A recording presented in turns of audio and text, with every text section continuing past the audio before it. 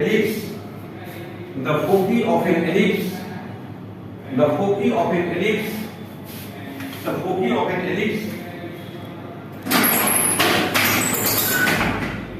the foci of an ellipse are plus minus 2 comma 0, plus minus 2 comma 0, plus minus 2 comma 0, and its eccentricity is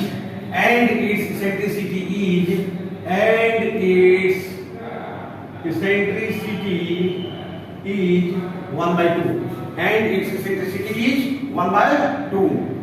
Find its equation.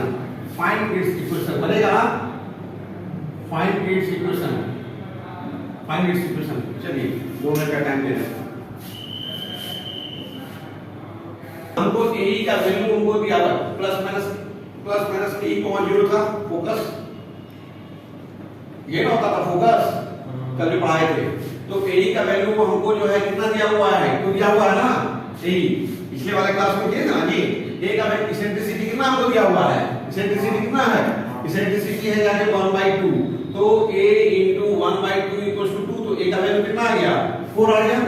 तो b square, अब हमको a का value मालूम चल गया, तो b square निकालना है, a स्क्वायर और a स्क्वायर ब्रैकेट में क्या हो जाएगा, e स्क्वायर माइनस 1 हो जाएगा, ये हो जाएगा b स्क्वायर इक्वल टू क्या हो जाएगा, a square 1 minus e square, तो 1 माइनस e स्क्वायर हो गया ना।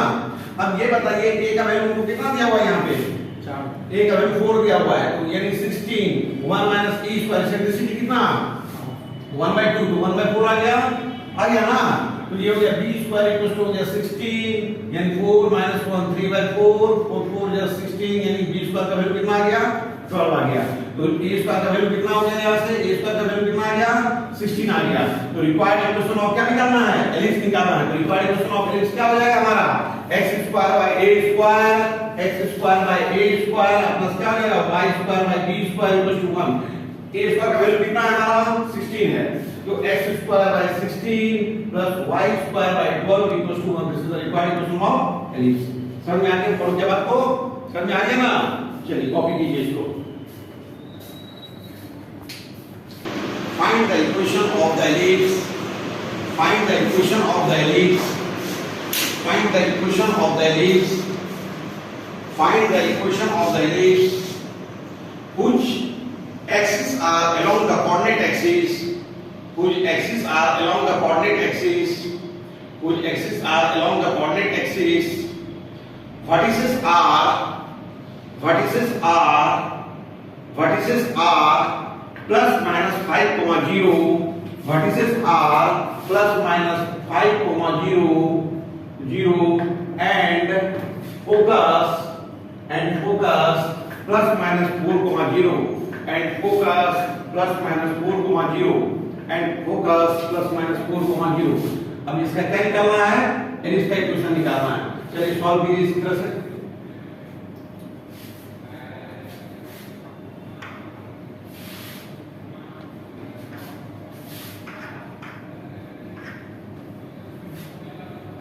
बनेगा।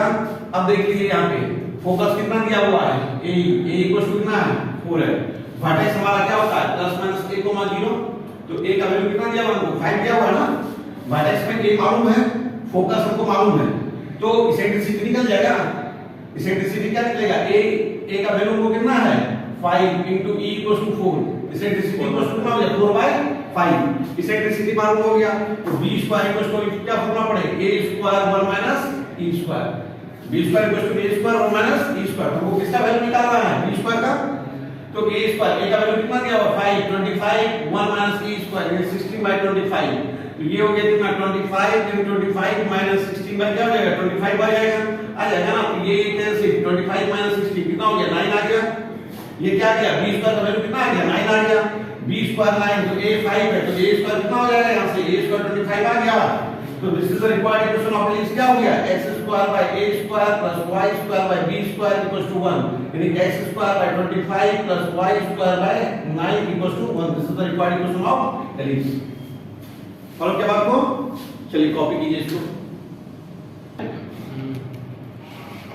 Find the equation of the ellipse, find the equation of the ellipse, find the equation of the ellipse whose axes are parallel to the coordinate axis, whose axes are parallel to the coordinate axis, whose axes are parallel to the coordinate axis, whose axes are parallel to the coordinate axis, having its center at the point, having its center at the point, having its center at the point 2, -3, having its center at the point कितना हो गया जी 2, -3, ठीक है, ये centre हो गया 2, -3 लिख लिया, and focus at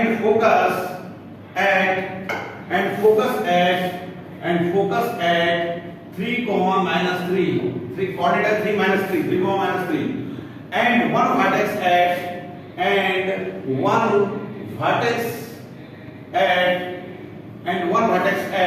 2, -3, 2, -3, ठीक है, 2, -3, एंड क्या लिखा जी, सॉरी, एंड वर्टेक्स कितना, फोकस कितना दिया हुआ है 3, -3, एंड वन वर्टेक्स एट 4, -3, 4, -3 होगा, 4, क्या बनेगा -3. Find the equation of the ellipse, find the equation of the ellipse. चले, yes, find the equation of the ellipse. तो कल जो हम बताए थे सेंटर लाइक कंडीशन में बताए थे, यदि फिगर ड्रॉ कर रहे हैं हो पाएगा ना प्लीज. यहाँ पे CS यदि एक फिगर बनाए, ठीक है, यहाँ से ये दे दिया, ये हमारा सेंटर है, सेंटर का कब क्या बताए थे कंडीशन, यदि इक्वेशन बताए थे, यदि सेंटर से पास करेगा x - h पर whole square by a square plus y - c पर whole square by b square equal क्या हो गया 1. ये बताए थे.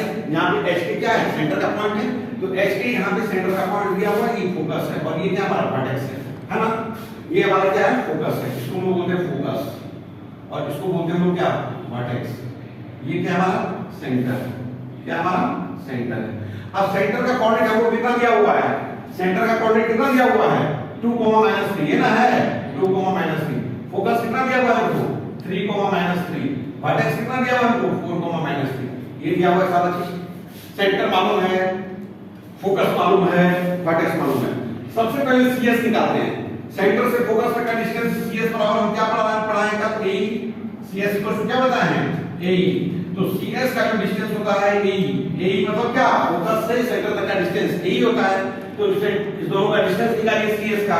तो x2 - x1 पर होल स्क्वायर, 3 - 2 पर होल स्क्वायर प्लस y2 - 1 पर होल स्क्वायर माइनस 3 + 3 पर होल स्क्वायर, यानी √1 पर whole square equal to 1.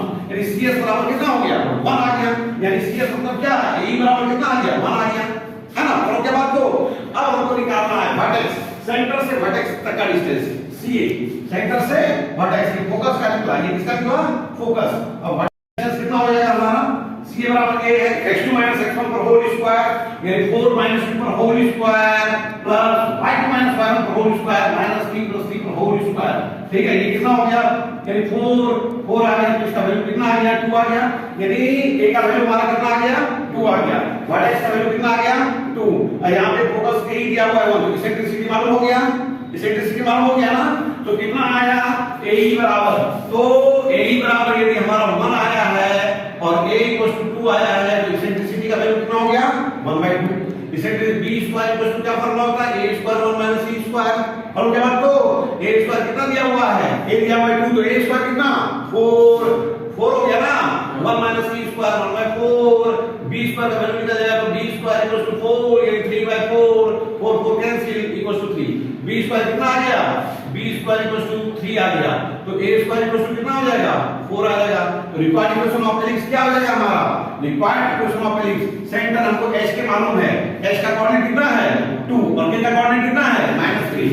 H बराबर 2 और K बराबर कितना है -3. इसमें पुट कीजिए तो रिक्वायर्ड इक्वेशन ऑफ एलिप्स निकल गया. समझ में आ गया. और क्या बात, तो चलिए कॉपी कीजिए, कॉपी कीजिए जल्दी से. तो हमारा ये h और k निकल गया. तो रिक्वायर्ड इक्वेशन ऑफ एलिप्स में हम लोग क्या करेंगे, इसमें पुट कर देंगे. ये h का वैल्यू k का वैल्यू निकल गया, इसमें पुट कीजिए. तो x - 2 पर whole square by a square 4 दिया हुआ है, k -3 है, तो y + 3 पर होल स्क्वायर बाय कितना हो गया ये b स्क्वायर का वैल्यू कितना है 3 है इक्वल टू 1. ये हो गया, this is the required equation of ellipse. Okay ना, ठीक है, समझ में आ रहा है. कॉपी कीजिए. ये हम लोग एक इंडिकेट भी कर दीजिए, x axis x dash, y axis y dash. है ना।